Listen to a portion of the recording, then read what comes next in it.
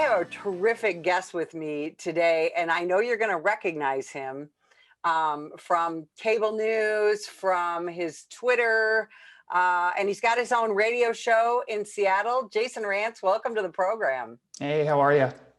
Jason, I'll tell you, boy, you've been doing the Lord's work, man, for the last couple of years, especially in the last 10 months. We've seen you on the ground, and we'll talk about this later, but your Twitter account is just always on fire with amazing videos and insight and things like that. Jason, how in the world did you get involved in this world of cancel the police, of anti-policing, if you will? I mean, in part, I've always been a supporter of law enforcement. And I think for me, as someone who hosts a 3-hour talk show Monday through Friday, I'm always looking for actual content. And it became very clear that in this market, Seattle, Tacoma, and really all of Western Washington and arguably Washington State, it just wasn't being told. This perspective coming from law enforcement was not out there. And so immediately I decided, okay, this is something that should be discussed, that does need to be talked about. And so as I started to dive into some of these stories, I became even more invested. It became even more clear how important it is to tell these stories and give this side of what has become an incredibly contentious issue, not just locally, but across the country. And it's a fantastic mission, because we need it, because we've seen, in fact, very recently, where there's almost a media obsession and a political obsession with the January 6th riot at the Capitol. And yet we hear very little about the other demonstrations and riots happening. We didn't hear about the violent riots in Portland and Seattle on the night of Joe Biden's inauguration. And we really only hear about those riots when it's the police did something perceived to be bad. And then we have these demonstrations, if you will, that usually turn into violent riots that are doing nothing but bashing law enforcement. You're trying to tell not one side of the story, you're actually trying to tell both sides of the story, right? Yeah, I'm not doing this at the detriment of talking about, for example, the Capitol riots. I think there's a lot of gaslighting going on. You can have dual conversations. The fact of the matter is, the riots and destruction and violence that overtook American cities, including Seattle and Portland and Minneapolis and Kenosha and New York and Los Angeles and Richmond, have been going on for 8 or 9 months. We were talking about it. Fox News was talking about it. But for the most part, that was it. That was the only media outlets that were consistent on this. Talking about the Capitol riot and then ignoring everything else, to me, seems rather silly, but it also is instructive. It tells you the kinds of stories that some media outlets are more interested in telling. It's not to say that the Capitol riot wasn't incredibly important of a story to tell. It is, it remains. I've said this in the past, it is a stain on our history. What happened on January 6th is disturbing. I hope the people who violated the law are punished to the fullest extent of the law. I also hope that the people who violated the law for the last 8 or 9 months within Antifa groups and agitator groups and the BLM movement, the radicals, I also hope that they are punished for violating the law. However, we know that they're not going to be punished, because we've seen across the country different city attorney offices saying, yeah, we're going to give you a pass because we generally agree with what you guys were doing, or at least the underlying political ideology behind the movement. And I think that that is a shame. And I think that that gets to why there is such a fracture in this country, but between the perceived different sides of this particular issue. We should all be able to come together and say very clearly, in a united voice, political violence is wrong. Political violence coming from the left, political violence coming from the right is wrong. And as of right now, I've only seen that message come from Republicans. They said uniformly that what happened on January 6th was disgusting, disturbing, and they need to be punished. They also said that for the last 8 months. Democrats only talked about the Capitol riot. In fact, to this day, they're still pretending that Antifa is a myth, that the riots that we've seen here in Seattle and across the country didn't really happen, or if it did happen, they downplay it, they ignore how serious it is. And I think that that's a shame. Jason, you've seen more violent rioting, I think, than most police officers in this country. Um, what is your impression of the mental health and just the emotional state of the law enforcement officers that you end up interacting with at these demonstrations? Everyone is a little bit different, and it depends on, whether I'm going to Seattle or Tacoma, whether I'm talking to an officer out of Bellevue or Bothell. I think for the most part, there is fatigue, emotional fatigue of having to deal with this level of violence without any seeming support coming from the community. And we know that people are watching now are big supporters of law enforcement and they're members of law enforcement. And we know that reasonable people side with police officers. But the loudest voices in some of these cities are the activists who are on Twitter, who are amplifying each other. And then, of course, you've got politicians like the Seattle City Council, filled with politicians who will not condemn any of the violence, who will not stand up for any of the officers who are under siege. And that does weigh on these officers. There's a reason why in Seattle last year, they saw a historic number of officers leaving the department, 197. That is an insane, a staggering number of cops to leave such a small force, a force that was already understaffed. But remember, last year we had an incident in which Antifa and other agitators used quick dry cement to try to seal shut the door to the East Precinct on Capitol Hill while simultaneously trying to burn the building down. Not a single council member said anything. And I reached out to every council member's office through the communications director. And I had a simple request. Will any council member give me a statement condemning the actions? Only one responded telling me no, Councilmember Mosqueda, Teresa Mosqueda will not. Everyone else did not even respond. It's a consistent lack of response that we're seeing in this city from this council, and the police officers notice. And not only do they notice, the agitators notice, which is why they feel enabled to do this kind of nonsense. Well, and it affects, I know it affects your business community, it affects your tourism. I know lots of people who I personally love. We love coming to Seattle. We have good friends there. We haven't traveled to, we're traveling, but we haven't traveled to Seattle in a year because of, all the places that we love to go and walk around. We always felt safe. That's not happening anymore.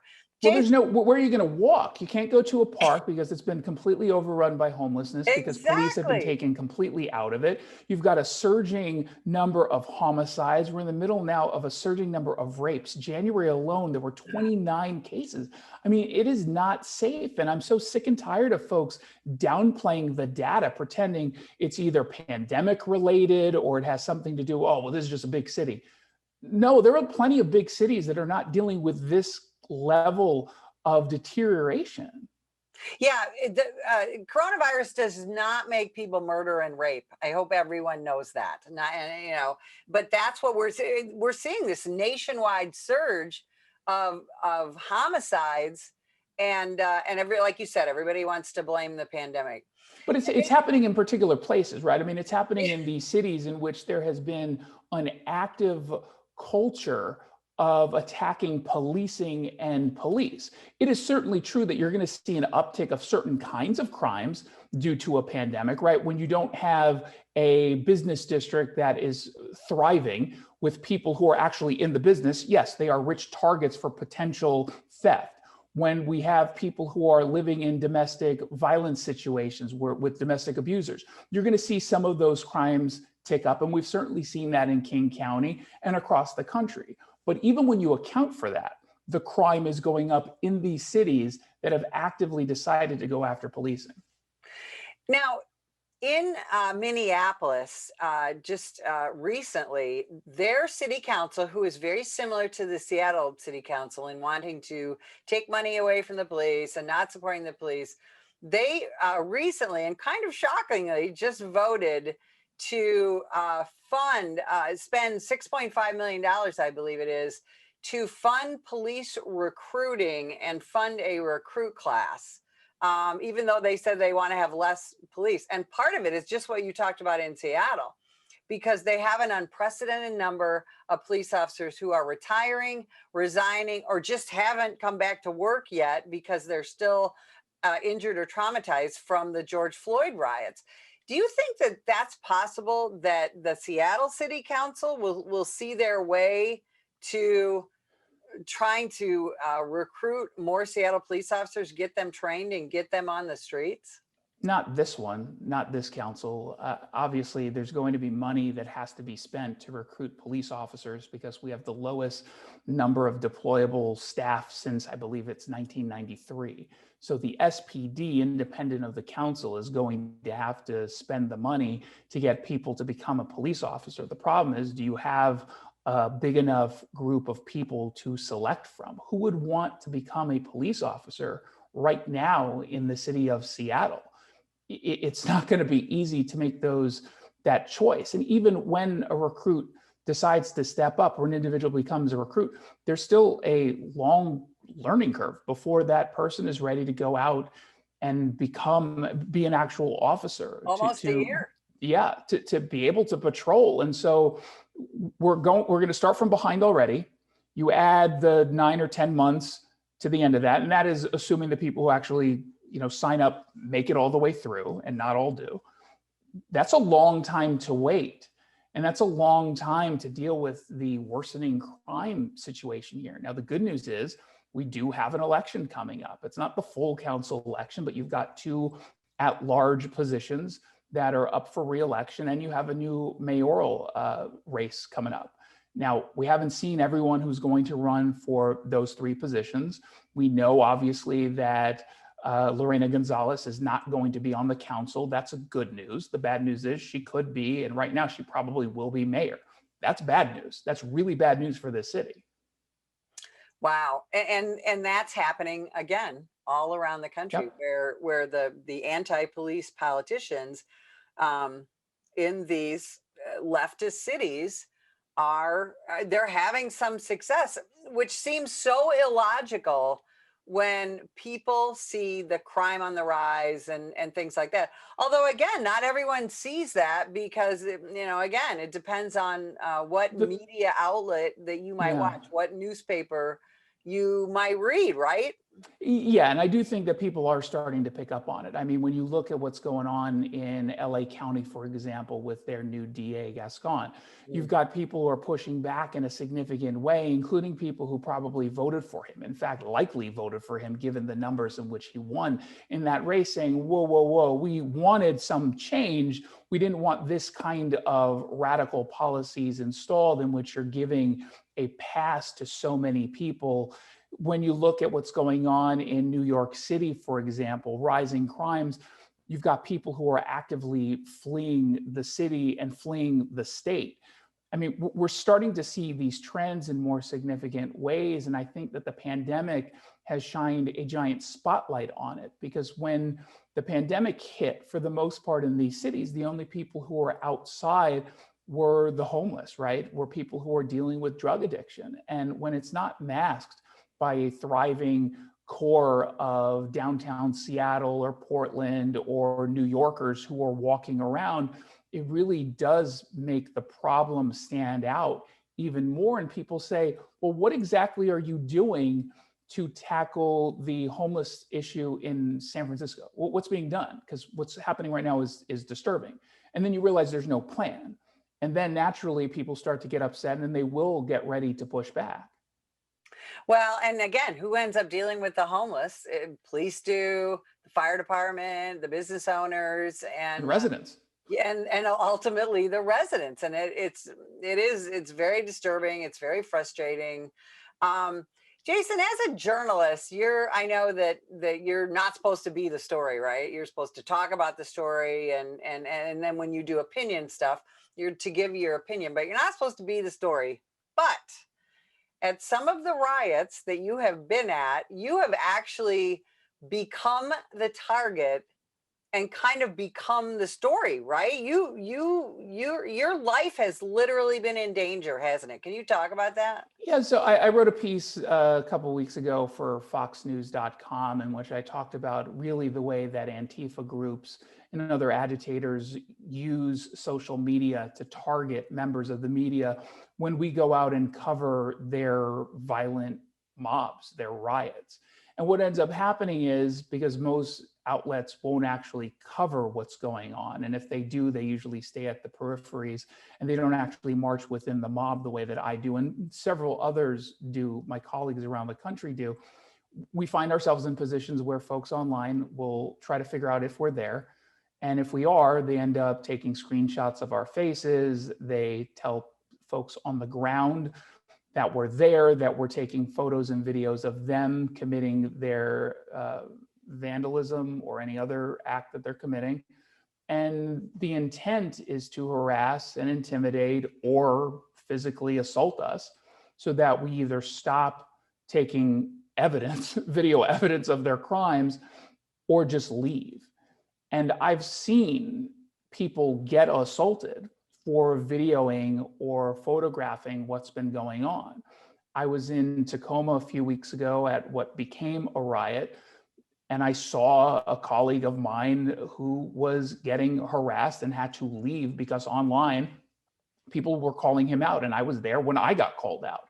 And someone had pinged me on Twitter saying, I don't know if you realize this, but so-and-so just sent out your name and your photo and said you were there. And it was very weird because as I got that note, we, like 2 minutes later, the person who I was with, we heard someone say my name.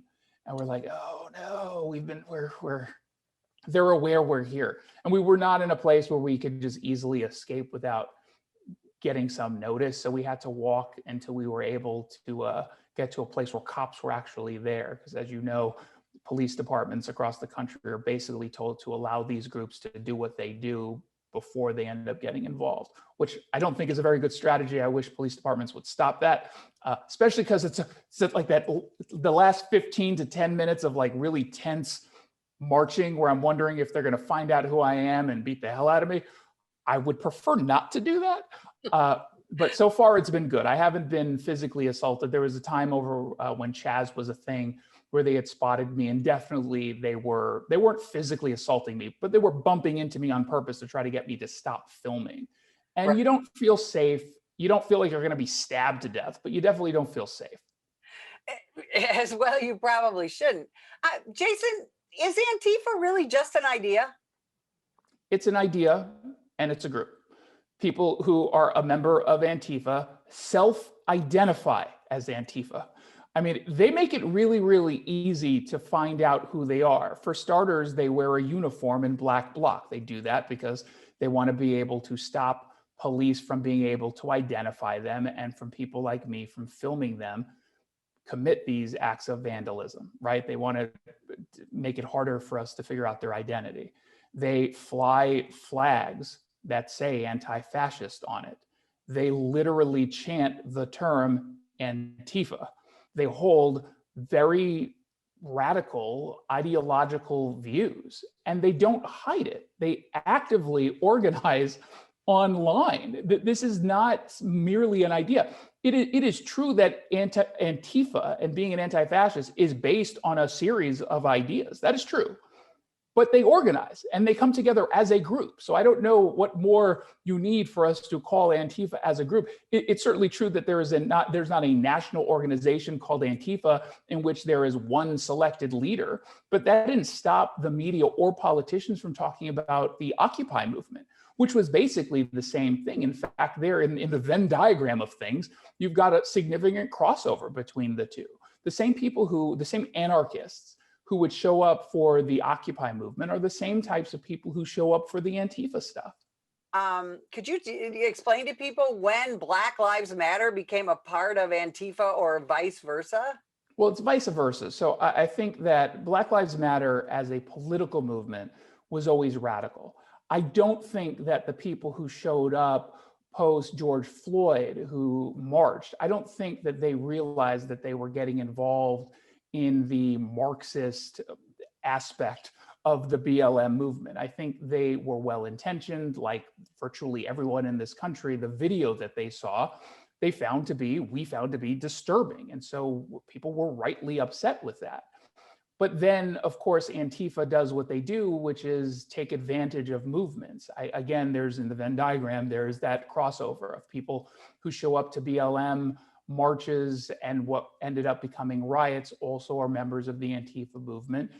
And they use that in a way for cover for their own violence. When you look at the reasons why Antifa does what they do, they'll say that this is all about Black Lives Mattering. They don't care about Black lives. That's not what they're doing. They're trying to destroy systems of government. They are certainly trying to go after police reform in that they'd like to abolish the police. These are not merely, we want to defund by 50%. They want to abolish police, which they view as a system of white supremacy that needs to be rebuilt in an image that they would prefer. But they have the same views on capitalism. They have the same views on our representative democracy.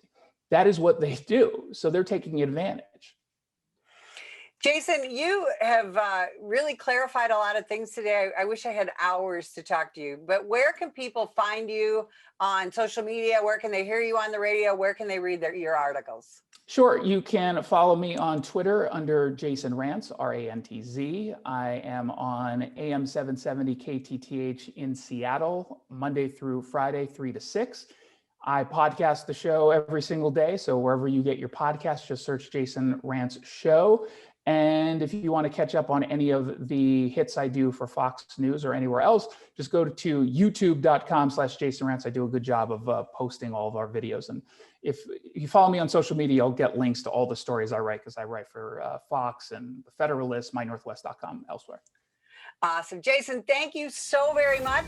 And if you would like more information about the National Police Association, visit us at nationalpolice.org. This year, over 50,000 law enforcement officers have been assaulted while on duty. A vast number of these attacks were filmed and uploaded to social media in the pursuit of likes and attention. What they want to do is film you instead of like, what can I do to help this officer? Together, we can change this disturbing trend. If that individual would have hit the right spot, it could have been it for me. Last time I would have saw my wife, my kids. I'm Mike Solon. Law enforcement officers need your support. If you see an officer under attack, then follow these simple steps in order to help. 1. Call 911 and give the officer's exact location. 2. Ask the officer if you can assist. If the officer accepts, then do whatever you can do to safely help. 3. If the officer declines, then start filming and be a good witness. It's time to stop filming and start helping.